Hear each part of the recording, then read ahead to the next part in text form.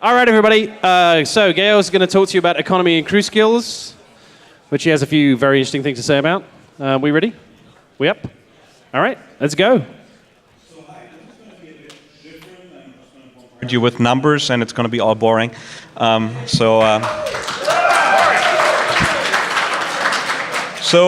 In good news, our game economy is actually doing really, really well, in spite of the GTN. We're working on the GTN, so just to take that question away beforehand. And our analyzed GDP on the Star Wars The Old Republic game economy has just surpassed Germany, which is pretty good, I hear.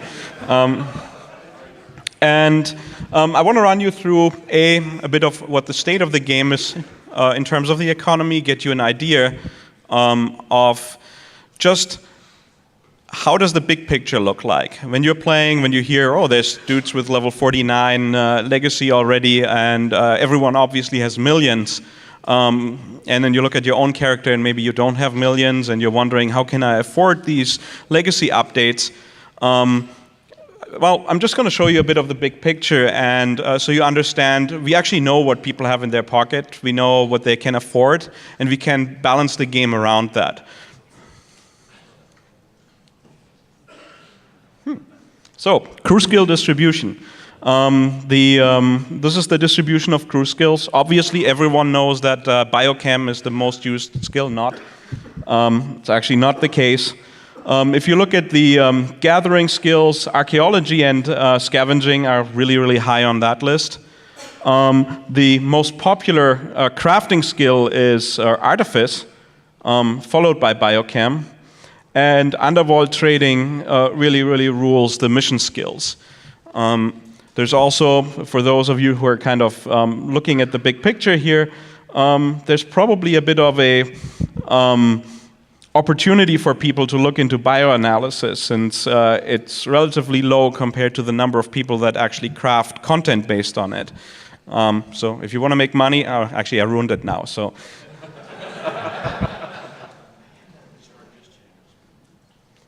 So this is an interesting one, the wealth distribution for level 50 characters. Yep, that's something like 80-something% of people total have less than 400,000 credits. All right. So when you hear, there's all this talk about people making a lot of credits. No, we actually hear you. We know that repair costs are fairly punishing if you're into that type of content. Not everyone plays the GTN, and if you look at like to the right side of the charts, where I think this chart ends at like 10 million, we're like down to very few people. If you're like, it's not even the 1% anymore, right? So don't. The 1% is doing okay, but the majority, there's some income imbalance here, but it's not that bad in terms of the numbers. So when we balance, with access like this, we can balance features like the legacy system and so on to actually target the audience we want. And that is mostly the majority of players. There's content for people that are on that top end. You'll see, probably some of you have seen patch notes for PTS 115, which has a bunch of money things. You just can throw money at white lightsaber crystals if you want, and that's kind of to encourage people that are on the top end to let go a bit of their money. But honestly, the majority of you are not that rich. We know that we're looking at things like repair costs, and we're balanced around the big picture. This is a kind of a breakout of credit sinks. You can see that the majority of credits that players spend, at least at this point still in the game, is still around ability training. That's the blue line on top, but it starts to drop off now around February as more and more people get their characters to 50, obviously.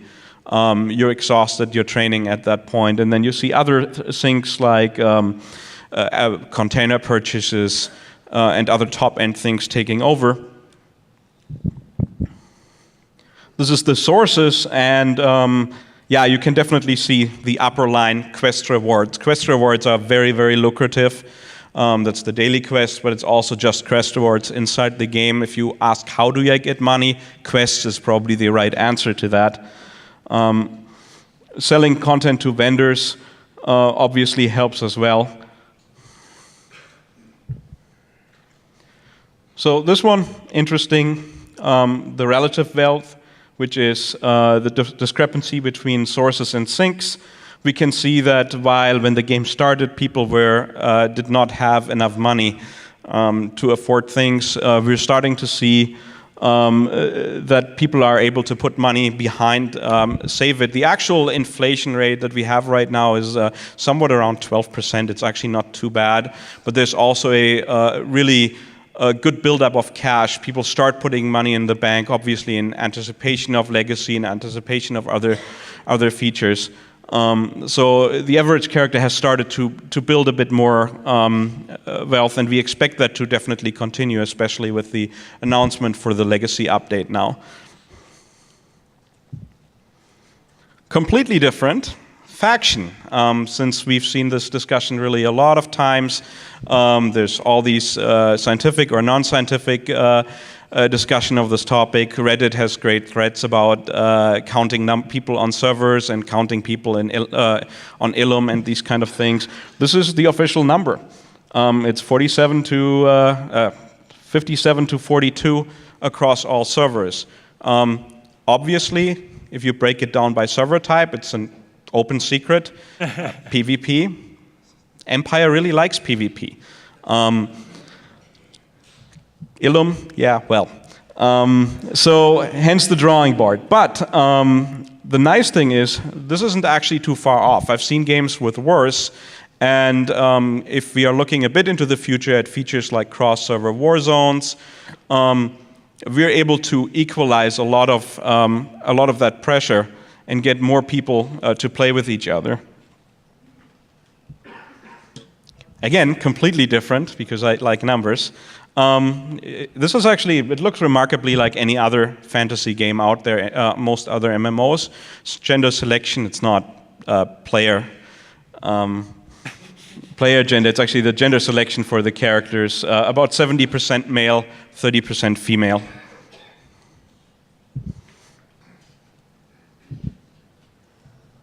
So this one, probably really interesting for some of you. This is which class is the most popular one? Yes, we all know it. The Sith Inquisitor is incredibly popular. It's actually an interesting development since we've been tracking these metrics since the start of even alpha testing. And early on, the Jedi Knight was really the class that everyone kind of wanted to play. A bunch of things to know about this is, this doesn't change much when people make their second character and get in later into the game.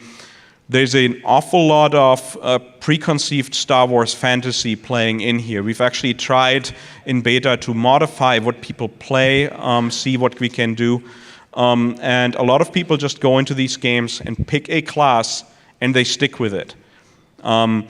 So I know there's theories about Hutball coming up a lot and assassins and inquisitors being very popular there. That's actually more a result of overall demographics than it is of Hutball at this point. We also see, obviously, the Smuggler and the Imperial Agent, ever since alpha testing, had these numbers. It's just a matter of their inherent popularity. Short of maybe making the class really OP, there's probably not much we can do on changing that. And honestly, we designed a game with the idea that people could play the class they want. Obviously, it can get a bit lightning heavy in some war zones, but lightning is cool, right? Really not much we can do about this. So this one really goes to Damian Schubert. This is the time to level curve of the game. And Damian managed to create a absolutely smooth curve. This is the smoothest curve I've ever seen in any MMO. This is the real numbers of basically how long do people take for each level, how long does it take them, And you see there's no big gap in there, there's no big holes around 40 or 50 or any kind of gateway levels. Damien managed to do a really, really nicely smooth curve.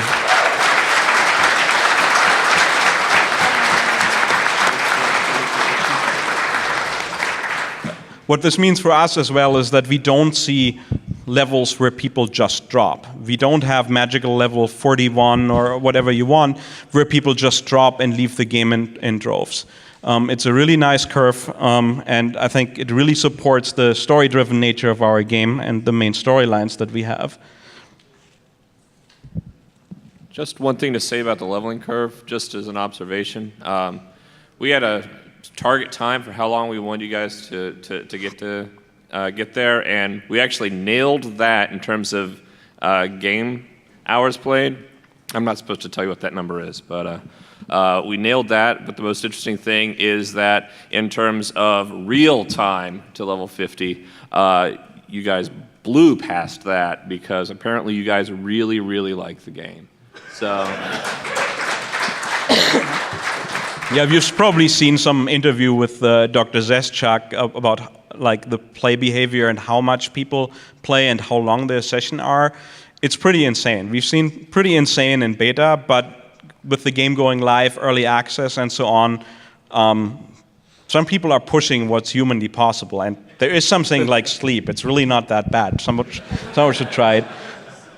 This is a daily median price and median credit balance. I'm just going to skip over these. This one might be interesting. Top 25 products ranked on sales volume on the GTN. Not terribly surprising. We've seen a lot of people are in cybertech, underworld trading, Dash really popular. The more interesting one is based on sales price. And we can really see that the crafters that have made it to the very top end of our gear progression are making a killing. It's almost all of it is Rakata or advanced like enhancement of like rank 25 endgame stuff, which we're going to get to very quickly when I talk about crew skills. So 84% of level 50 characters have less than 1 million credit. We know that. We're balancing the game properly around that. Repair costs are seen too high. We're aware of it. We currently cannot afford to change it, but we're looking at the numbers, especially as we go live with 1.2, which has a lot more sinks into it. And we're going to adjust it if necessary. We don't want people to feel constantly poor, but we obviously don't want everyone to be terribly filthy rich, because then we have to change all our UIs to support more numbers, and that's not good.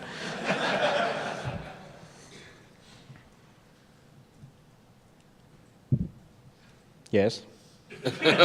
Just to drive that home, we did indeed. Exploits, and we're going to talk very briefly about this because there's a lot of publicity about it, there's videos about it, and so on. We know where every credit in our economy goes. That's a fact. And we know that occasionally exploits arise and people exploit things and get a lot of money. If you've seen that chart where everyone is with their cash, if you start showing up on the end side of that, you can probably assume we're aware that you just moved there and we're going to be interested in what we're doing. But so there's the thing. What we're not seeing in our game is a lot of people running around stealing mobs, like maybe not even speaking the language that is spoken on the server, stealing mobs from people that are questing. It's just not present in the game. Now, that stuff happens. There's a demand for it. There will always be some level of supply for it, but at this point, obviously this kind of behavior is centering around chests, which are a bit less aggravating. If you're trying to do your quest, the chest isn't going to stop you. That said, we have a fairly large team of people, 30 people, that are tasked in our CS office just with getting rid of people that spam. And you will have noticed if you compare it to other MMOs, there's almost no chat spam. These people get banned almost immediately as they show up. There's the occasional 1-credit email. Yes, we know that. Maybe you should send 2 credits because we can track it now. I don't know. Or send me 1,000. I would take that as well. One message I would take away just in terms of the spammers, we have the tools and the resources to take care of spammers very, very quickly if we know they're there. The single number one takeaway that we have for you guys is to, if you see a spammer, report it. It's the best thing that you guys can do. It's the fastest way for us to take care of the issue. Yeah. Crew skills, that's probably the more interesting one for you. The overall system was actually really well received. We're seeing a lot of uptake on it. We're seeing a lot of people sinking a lot of time into it. In fact, crew missions are the number 2 sink in terms of where money goes in the game. Not every crew skill is useful for endgame. We're aware of that. In fact, only biochem is useful for endgame right now. Maybe a bit of cyber tech, but there's some discussion about just how good those grenades are.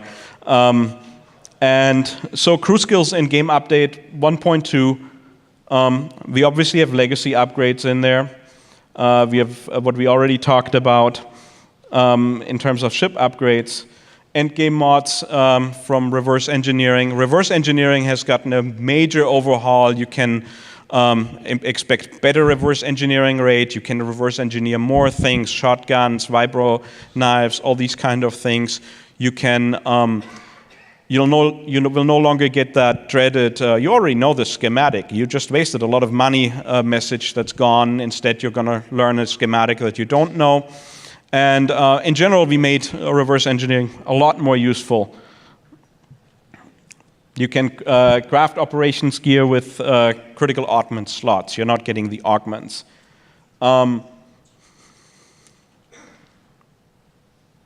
Yes. Yes, we are giving every crew skill a endgame purpose, and that blog hasn't been published yet. So instead, I'm going to give you a very brief rundown, which is there's going to be augment crafting, synth weaving. ArmsTech and ArmorMech will be able to make different types of augments, which since we've now unlocked the augment slot for critical crafting will be in really good demand. Slicing, obviously, currently the source of augments will become the source of the augment materials. So you'll be in a lot of demand for supplying all these 3 professions with augment materials. We've taken bind-on pickup from, let's say, the Cybertech speeders. They're going to be bind-on equip. We've changed the prices on speeders in general. They're going to become more expensive in Tier 3.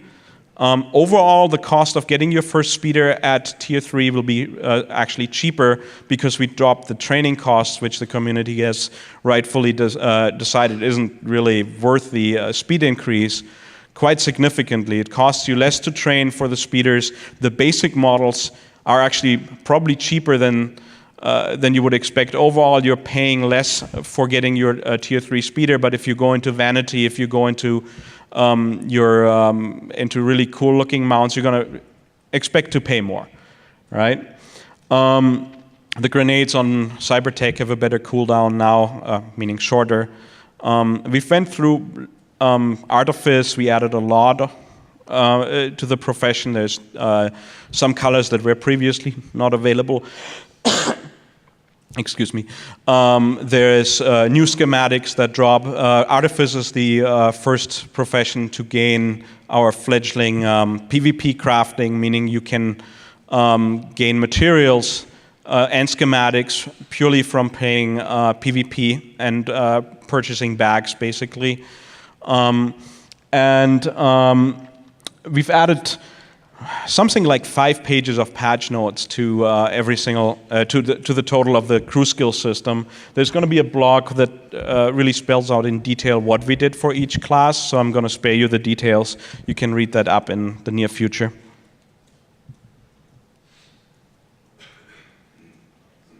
And I think we're going to skip this because we're out of time if Stephen is around.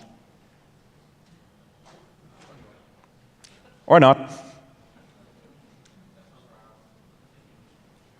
So these are some of the questions we have for you. If you have other questions, use your time until Stephen comes back. You want to introduce Jeremy? Oh yeah, I said Jeremy there.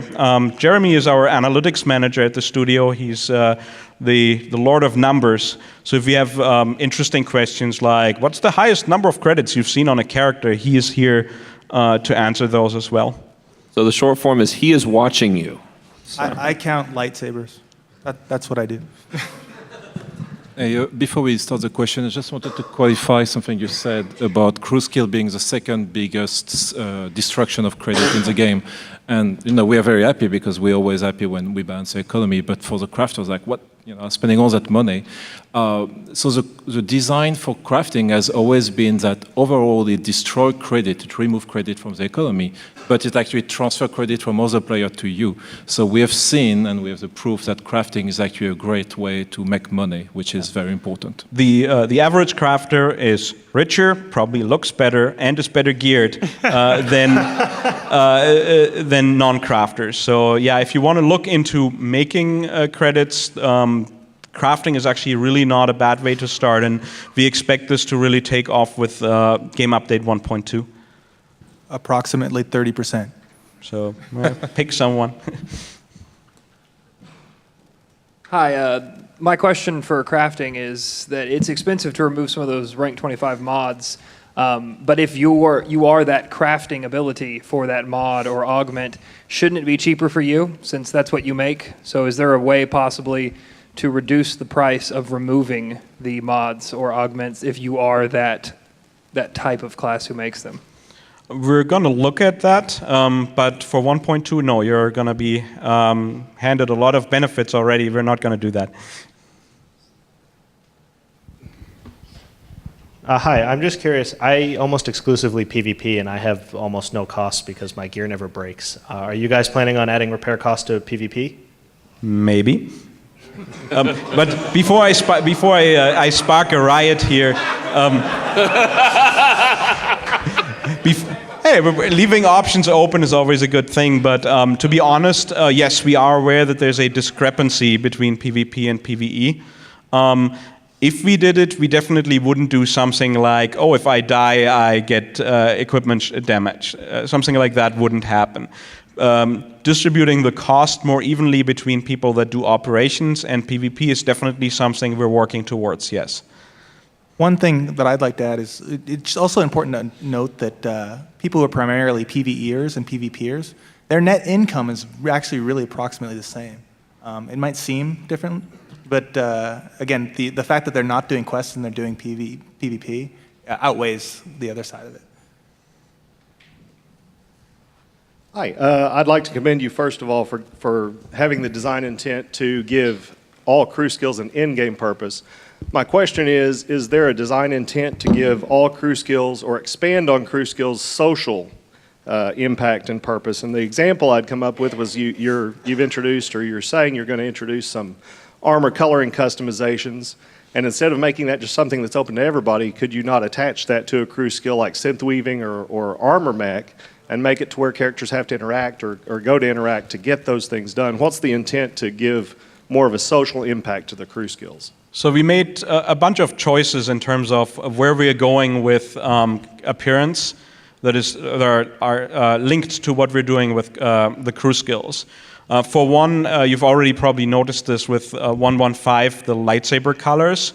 There's no more stat difference on the top end level. Every color is available at the top end with the same stats. We wanted to make sure that people can pick their color and not have to pick it because they wanted the better number on it. On the other side, we're unlocking a large number of orange appearances and adding them to the system. So if you have an appearance that you really, really like, because you want to role-play this particular character, or you want your agent to run around in an Imperial Admiral's uniform, these kind of things, you will be able to get those from crafters. The unlocked orange shell for that item will be only available from crafters. There's obviously still the social gear in the game, but we know that still has some deficiencies in that regard. So crafters are probably your best source of custom appearances as of 1.2. Hi, I have just two questions. First, heavy armoring allows me to gain Rakata equipment and then dismiss this skill and learn biochemical, and I can even wear this Rakata belt, for example. But if it does the other side, if I first learn biochemical and get Rakata stims and then dismiss this job and learn synthwaving or anything, I don't able to use my Rakata stims. Why does this requires biochemical 400, but the Rakata belt, for example, don't requires Armortech 400? Yeah, we're actually looking at these. As I said, we're moving more to a bind-on-equip economy.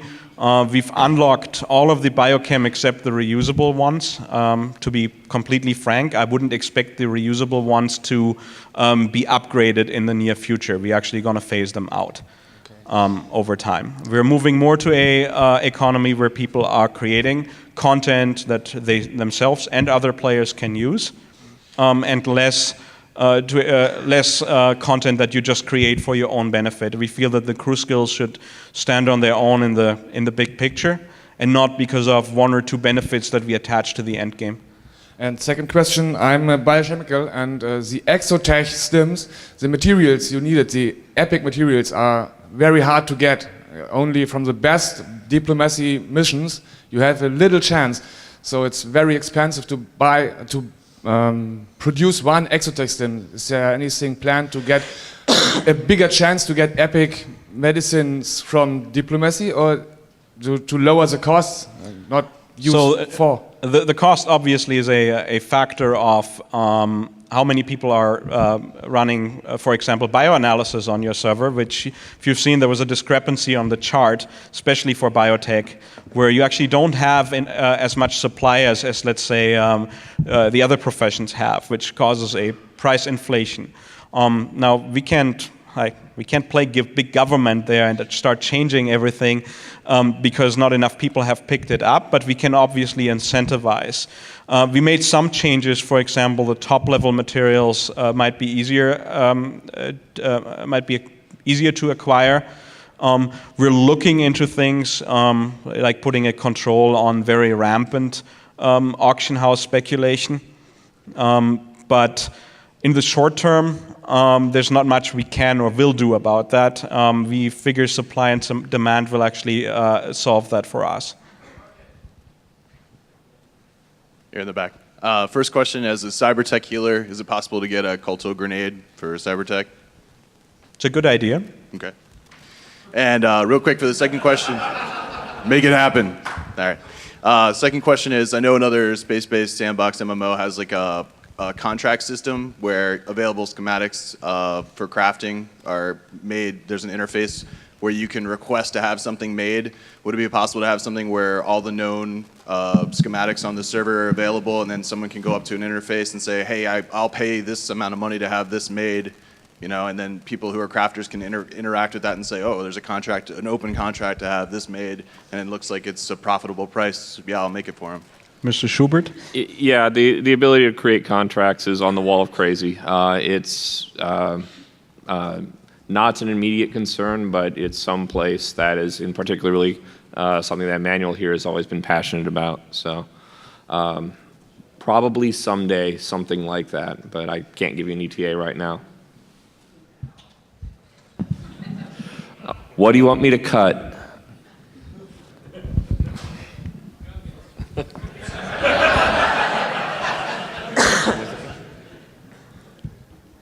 Okay, so I asked this earlier I guess we're in a different topic, but the viability of crafted gear being as good as PvP gear in PvE, or crafted gear being similarly viable in PvP, maybe. The other thing was, this is two-part, some clothing options look slightly different on different classes. I noticed colors. Colors are strangely different on some items. On one character it's black, and on another character it's kind of gray. So one thing you're going to notice a bit more even in with the legacy system is that some items look different between the Republic and the Empire. Like if you actually mail something to your legacy alt, he will look somewhat more Republic if he's on the Republic side. That's an intentional feature we have to preserve some faction identity in there. When it comes to color, I think Emmanuel can probably explain what we're doing for color in 1.2. I would love to see a screenshot of that to start with, but because that's not something we know about. But as you know, we are bringing back the color matching system. And you will see some weird things with colors. Not all colors apply to textures the same way. So even though you have a red chest and you get a red hat with something else, it might look pink with some things. But again, that's a very interesting thing. There are bugs in the game we are not aware of. I know, it's shocking. But every time we got the pictures or video, we are usually really quick to fix it. So, thank you. I know about the PvP gear. Okay, well, so now versus that, crafting. sure, of course, now that you can extract mods from anything, you will be able to take something that you earn in PvE or PvP and make it better by putting it into something that is being crafted. So it's not easier because it's actually more work. You need to first earn it and then mix it with some crafting, but it will be better. So crafting is a source of the best items. We're also loosening the restrictions on some of those operations material drops, which should help crafters a lot as well. Do you have a follow-up, apparently?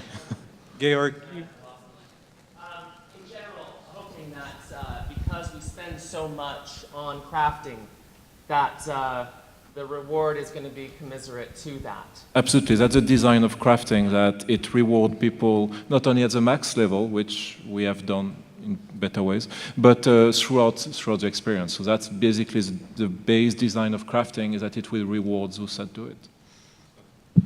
We really are in love with our own crafting system. We really like it. The fans seem to like it. The people who review the game really like it. We know that kind of fell down after level 49. Some of that was a function of time, but we really want to bring crafting up to the full glory that we know it can get to. We're not going to let crafting wither on the vine. We're going to be sure that's fully supported throughout all of the patches. So. Georg, you kind of alluded to this in eventually phasing out some of the reusable stems.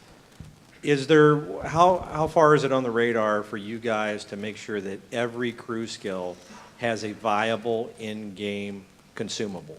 You know, whether it be a weapon power-up or something of that effect, so that, you know, if you're not a biochem, you have something that you can continually provide to the community. And then the other question I had is the RE chance at in-game level. Someone said, I would really like to try and RE my Battle Master and lightsaber, but I don't know if there's a chance. Yeah, Is it worth the risk? So 1.2 will have a nice tooltip that will tell you if you can reverse engineer something and can research something out of it, which should be useful. We're also dramatically increasing the likelihood, and we're removing the duplicates out of the system, so you're not, oh yeah, I learned that before, that was worth it, right? So that should help. What was your first question again? Oh, consumables, yes. So some of the professions as of 1.2 have it, some of them don't. It's something we're looking forward to in a bit in the future.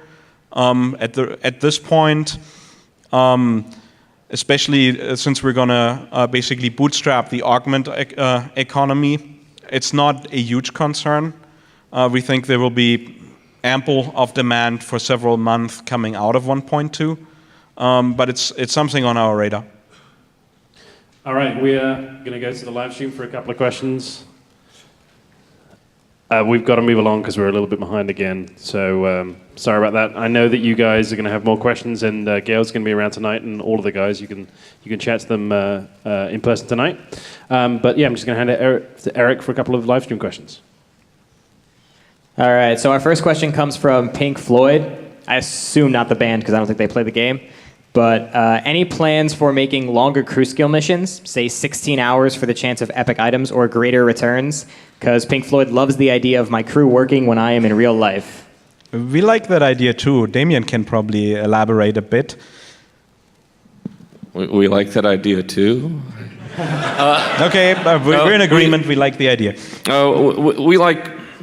We like things that give you an incentive to, log in once a day and, just, reattach yourself to the game and check on things. And one of the things about missions of that size and scale and scope is that would be a natural incentive for you guys just to pop in once a day and see what's going on. So we've been throwing around that idea very recently. Don't know when it would happen. That's actually Georg's problem, so. All right, our next one comes from Trojan. Are there any plans to add some sort of crafting daily to give people alternative ways to get high-level crafting mats besides doing hard modes? So this is an interesting one. You will see that there are new resource nodes on some of the new content that we're putting in the game, and we also backfilled them on some of the existing high-level daily areas. That should make that easier. The other thing we did to make it easier to get these high-level and operations level crafting materials is to limit some of the bind-on pickup restrictions on some of them. All right, and we'll take this as the last question from the stream. It's from Cito. Will it be possible to send 2 crew members on the same mission to reduce the duration? Interesting idea. Not anytime soon. It's sadly, one of the things that we want to do is to keep the GUI simple for reasons of approachability and for my dream iPad app way in the future. But yeah, I mean it's way in the future, way. But yeah, it's anytime that you talk about stuff like that, one of the things that you have to look at as a designer is, okay, conceptually it's a good idea, but how do we put a front end on it that's still simple and approachable and easy for people to do? Answer to that hasn't come to us yet. Maybe it will. Might become more important once we have the 16-hour missions. Right now it's not that important, so. So on kind of the same note, but not, if you were to run a 16-hour mission and it failed, that would be pretty terrible. With 1.2, you're no longer failing those really expensive missions that you bought on the GTN. So.